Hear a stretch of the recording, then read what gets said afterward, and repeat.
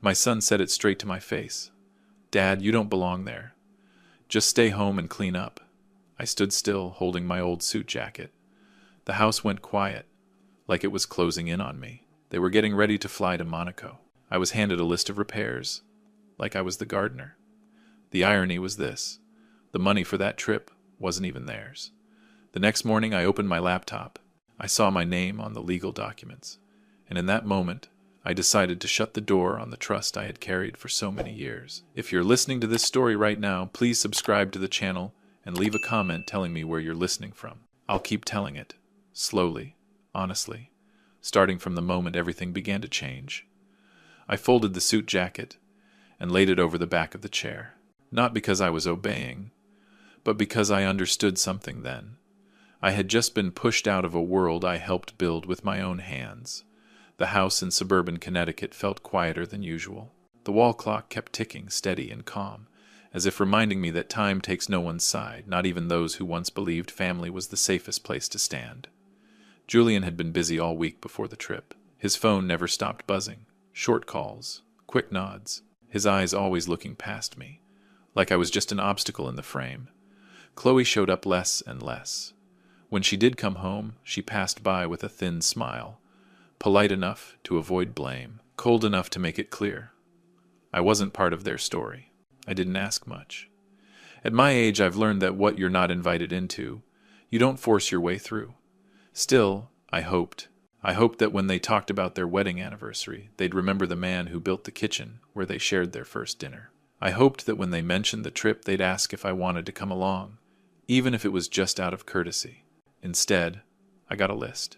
It was taped to the fridge right below an old photo of me and Julian when he was little. Fix the back fence. Replace the shed light bulb. Clean the front yard before the new neighbors move in. No explanation. No thank you. Just one last note written in Chloe's blue ink. "Dad, please stay home and help us. Don't go out much." I read each line slowly, not because the writing was small, but because every line weighed more than I expected. I've built houses for others. I've repaired things people forgot about. But this was the first time I saw myself placed exactly where I fit, as something useful. Used when needed, put away when not. The evening before they left, Julian walked into the living room. He stood across from me. He didn't sit down. That alone said more than words ever could. "Don't be upset, Dad," he said, low and fast. "Not everyone fits in places like that." I nodded. Not because I agreed, but because I didn't want to turn that moment into a pointless argument. I looked at his new shoes. Polished, clean, never touched the dirt in the backyard. I remembered his old shoes, back when I taught him how to build his first chair. He used to brag to his friends that his dad was the best carpenter on the block. The next morning I woke up earlier than usual, not to see them off, but to finish the list. I replaced the light bulb, fixed the fence, trimmed the bushes. The work was familiar. My calloused hands moved with the same precision as always. But in my mind, something was shifting, slowly and beyond repair. By noon, I went into the small office in the corner of the house. Hardly anyone ever went in there. Old papers, old bills, and a computer I rarely used. I turned it on without any clear reason, just a habit, checking things before closing them for good. My name appeared on the screen, not in a letter, but in the family account records. I frowned. I remembered handing management over to Julian long ago. I trusted him with numbers more than myself. I believed my son would never let money become my worry. I scrolled through the transactions. The amounts weren't shocking, but the way they showed up was flight payments, luxury accommodations, everything bundled neatly, clean, calculated, like it had all been planned carefully, except for one detail I never planned for: the source of the money. It was the fund I'd set aside for my final years, for medical care, for the days when I wouldn't be strong enough to work anymore. I sat there for a long time, not angry, not shaking, just an emptiness opening in my chest, right where trust used to live. That's when the irony became clear. I was considered unfit for their high-end world, yet my sweat was paying for dinners I wasn't invited to. I was told to stay home and clean, yet the legal signature was still mine. That afternoon, I locked the tool shed. Sunlight leaned across the freshly trimmed garden. I stood there, looking at my work, and realized this might be the last time I did these things, as someone still waiting. There was no one to confront then. Julian was on his way to the airport. Chloe was probably double-checking luggage. His in-laws, the ones who always looked at me with polite distance, were surely expecting a perfect trip. And me, I stood in the old house with a finished checklist and a truth laid bare. I said nothing. I made no calls. I sat down at the desk, opened the computer again, and began reading every line of fine print I had once ignored. It wasn't a moment of revenge. It was the moment I understood this simple truth.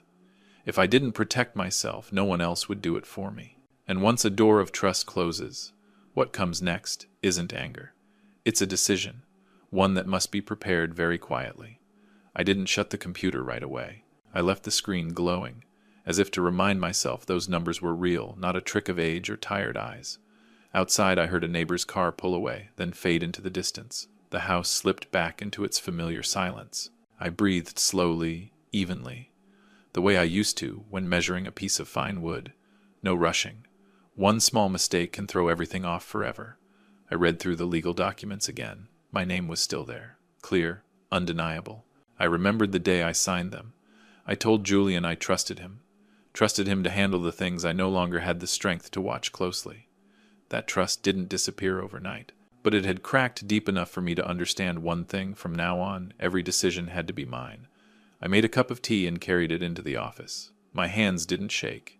I didn't call my son. I didn't send a message. I knew if I did, the conversation would slide into emotions, and emotions wouldn't help me now. What I needed was clarity. I logged into the bank account. The system asked for verification. I followed each step slowly. I haven't used much technology these past years, but I've never been afraid to learn. Carpentry taught me this: if you don't understand a tool, it will hurt you. My granddaughter had shown me the steps before. I'd written everything down carefully. The transaction list appeared in full. I checked dates, compared amounts. There was no room for misunderstanding. Premium airline tickets, extended luxury accommodations, everything arranged neatly, as if the person spending the money was certain no one would ever look too closely. I glanced at the clock. They were on their way to the airport. Time was short, but it wasn't gone yet. I didn't feel anger the way people usually describe it. What I felt was a strange calm. When something is laid bare so clearly, there's nothing left to argue about. I thought about what Julian said days earlier. "Dad, you don't fit in places like that." Maybe he was right in one sense. I don't fit into standing on the sidelines watching others decide for me. I selected the option to cancel services. The system asked me to confirm. I read every line. No hesitation. I clicked confirm. A brief message appeared. Dry. Final. I moved on to the next charge. Then the next. Not fast. Not slow.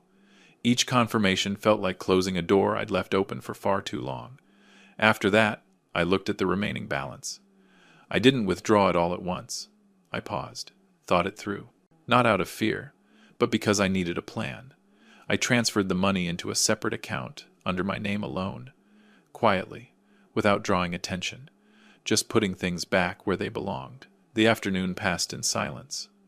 I cleaned the office, sorted through old papers. There were things I'd kept for decades, my first contract receipts for lumber photos of finished jobs. It struck me then. I'd spent my whole life building for others.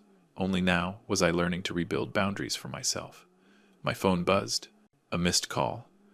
I didn't need to look to know who it was. I turned the phone face down on the table. Not to avoid anyone, but to keep my resolve steady. I told myself this: if things had to be said, they would be said when I was ready, not when I was cornered. That evening, I ate alone. A simple meal. I didn't turn on the television. I listened to the wind on the porch, the trees brushing against each other. I thought about Monaco, about places people call high-end.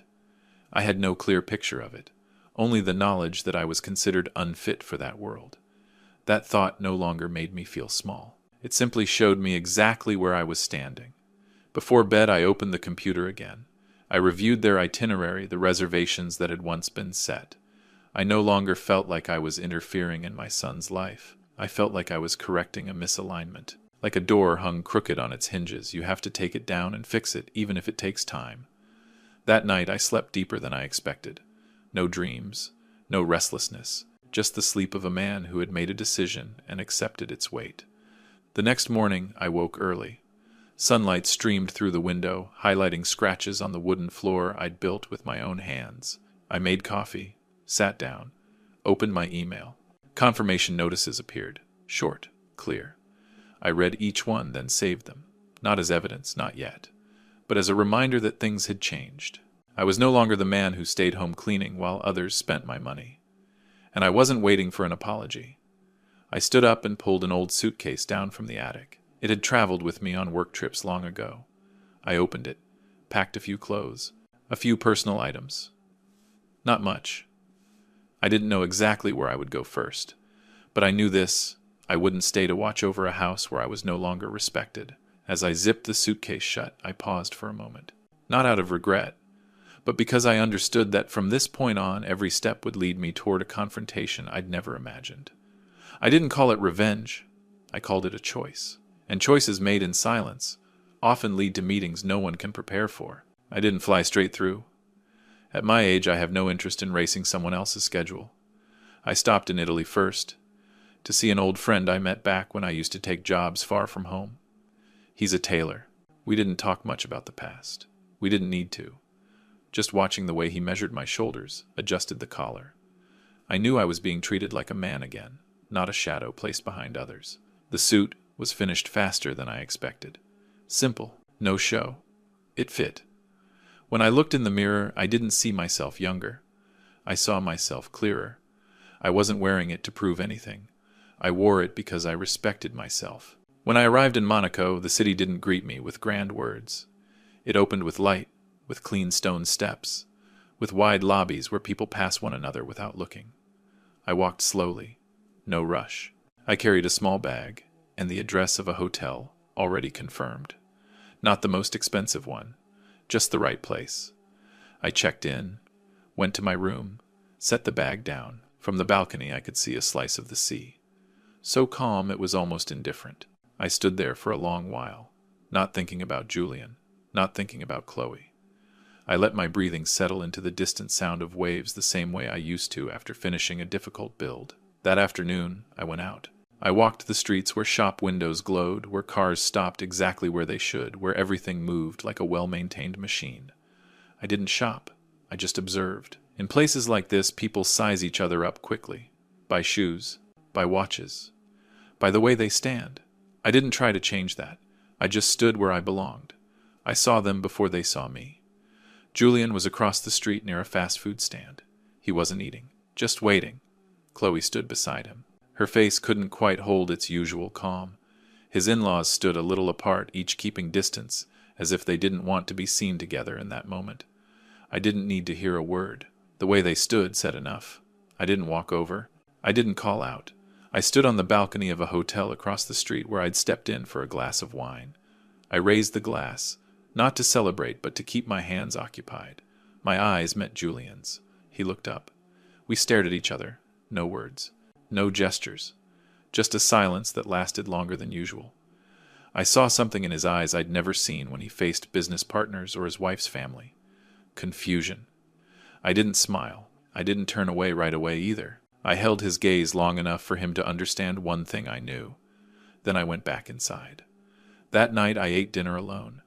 The restaurant was quiet. I chose a corner table where I could look out without being noticed.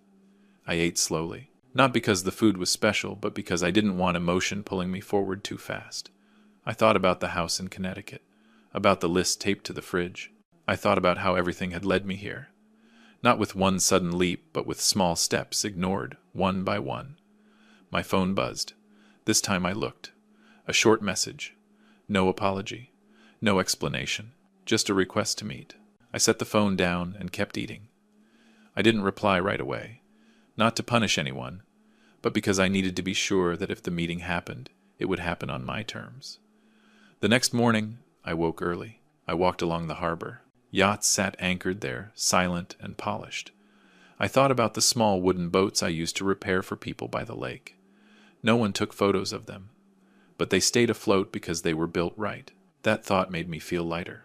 I returned to the hotel and changed clothes.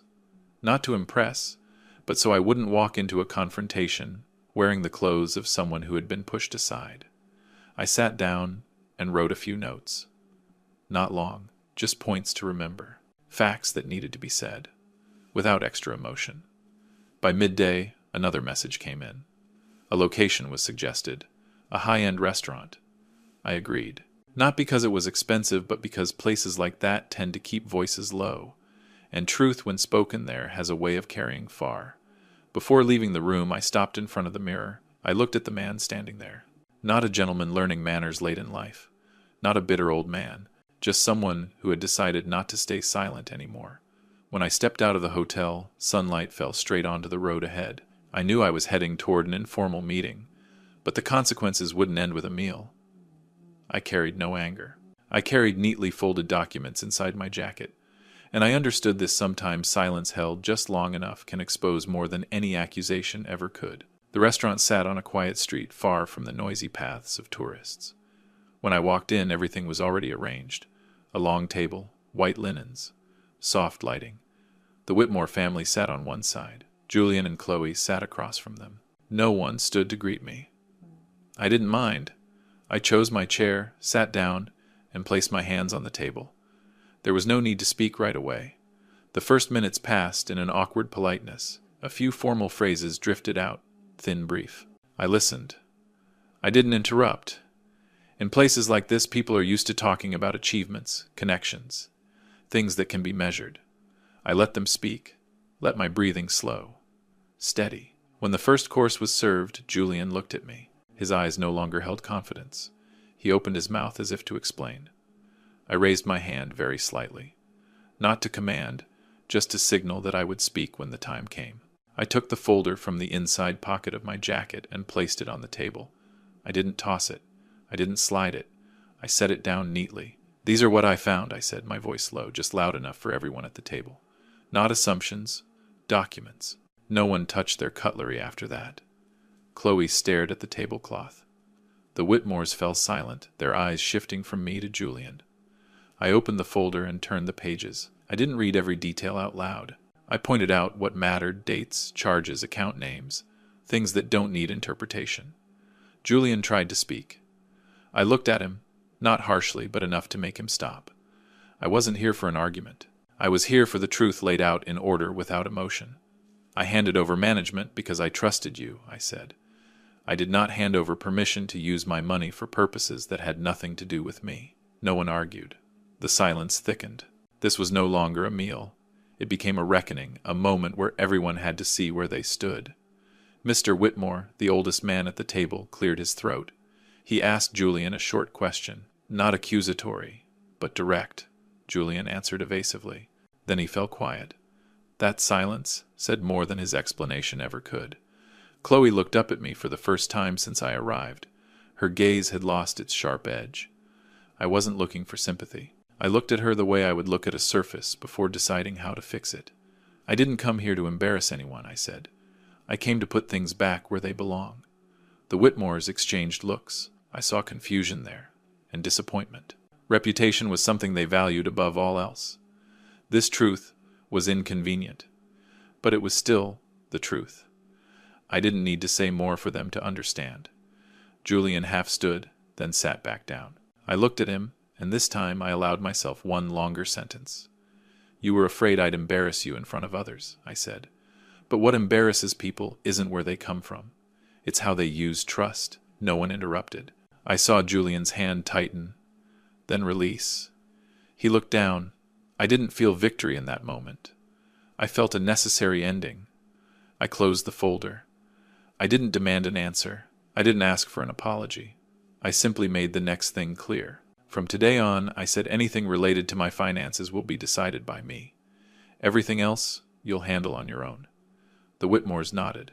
Not all at once, but clearly enough. No one asked questions. They knew that any questions now would only make things worse. Chloe placed her hand over Julian's, then pulled it away, a small gesture. But I saw the distance forming. I stood first. I didn't wait for dessert. I didn't look back at the table. As I turned away, I heard a chair shift slightly, then stop. No one called me back. Outside, the air was cooler. I took a long breath. Not relief, but clarity. I knew I had just placed a period not on a relationship, but on a way of living that had gone on too long. I walked for a while without direction. Street lights reflected off the stone pavement. I thought about the years I stayed quiet to keep the peace. I understood then that silence had been mistaken for consent. My phone vibrated. A message from Julian. I didn't open it. Not out of anger, but because I knew some words spoken now would only blur what had just been made clear. I returned to the hotel, went up to my room, set the key down. I hung up my jacket, folded the papers, and placed them in the drawer. I sat in the chair and looked out from the balcony. The city moved on as if nothing had happened, and I realized that was a good thing. The confrontation was over. Judgment didn't need a raised voice. It lived in who was still trusted and who had to relearn how to stand on their own. I knew I wouldn't return to that table. And I knew that, from this moment forward, the road ahead would leave no room for the old compromises. I left Monaco on a quiet morning. No farewells, no urgent calls. I rolled my suitcase through the lobby, returned the key, and stepped outside. The early light rested gently on the pavement. Soft, even. I realized I wasn't carrying any sense of winning or losing, only the relief of a man who had put his boundaries back where they belonged. I didn't return to Connecticut right away. I needed time for things to settle, including inside myself. I passed through a few coastal towns, staying where no one knew my name. I woke early. I walked. I ate simple meals. In small cafes, no one asked what I did for a living. They only asked what I wanted to drink. That simplicity took me back to my early years as a tradesman, when the value of a day was measured by doing one thing properly. During those days, I finished what needed to be done. The house in Connecticut had always been in my name. I contacted an agent. No rush, no pressure on the price. When the paperwork was ready, I signed, slowly. Each stroke of the pen felt like the final joint connecting me to an old chapter. I didn't feel loss. I felt like I was trimming my life down to the size it truly needed to be. I set aside part of the money for a local trade school fund, not for recognition, not to make an impression. I remembered the kids who used to stand by job site fences watching me work with quiet curiosity. I believe hands that know honest work can open more doors than people realize. The rest I kept for short trips, enough to remind myself the world is wider than an old kitchen. I didn't reach out to Julian. I didn't wait either. One afternoon, as I sat on a bench facing the sea, my phone vibrated. A short message. No explanations. It said he understood. I read it. I didn't reply right away. Not out of coldness, but because what needed to be understood had already been understood through action, not words. A few days later, I sent him a small package. No formal return address. Inside was the first woodworking tool set I'd given him when he was a boy. I'd kept it for years. I included a small note written steady and clear. Build your honor again with your own hands. No rush. I don't know when he'll read it. I don't need to know. That evening, I stood on the deck of a slow-moving ship, heading toward the horizon. The sun set quietly. Not dramatic. Just warm enough. I thought about what had passed. Not to blame, but to place things where they belonged. I once believed staying was responsibility. Now I understand. Leaving at the right time is also responsibility to oneself. I blocked Julian's and Chloe's numbers. There was no anger in that decision. It felt like closing a door so the wind wouldn't blow back into the house. If we ever speak again, it will be a new conversation not built on old compromises. Night fell. The ship moved smoothly. I listened to the steady water against the hull. I rested my hand on the rail, feeling a familiar solidity. I've spent my life working with wood with joints that must be precise. Life is the same. When a joint is done carelessly, it shows sooner or later. When you fix it the right way, there's no need to show it off. I don't call this story a perfect ending. Some distances remain. Some things take time. But I call it a good ending. Good because I chose self-respect. Good because the truth was placed on the table without raised voices. Good because I no longer live to fit someone else's gaze. When I stepped inside, the hallway lights came on. I hung up my jacket, set my hat down, and sat. I felt steady enough to continue. Light enough not to carry burdens that were never mine to begin with. The price of respect isn't in the clothes you wear or the places you go. It's in having the courage to leave when you're no longer valued, and the courage to begin again slowly with your own two hands. If this story made you pause and reflect, Please tap like to support it, subscribe so you don't miss the next story, and share it with someone who might need a quiet reminder. Thank you for staying until the end. Your listening is the most meaningful thing of all.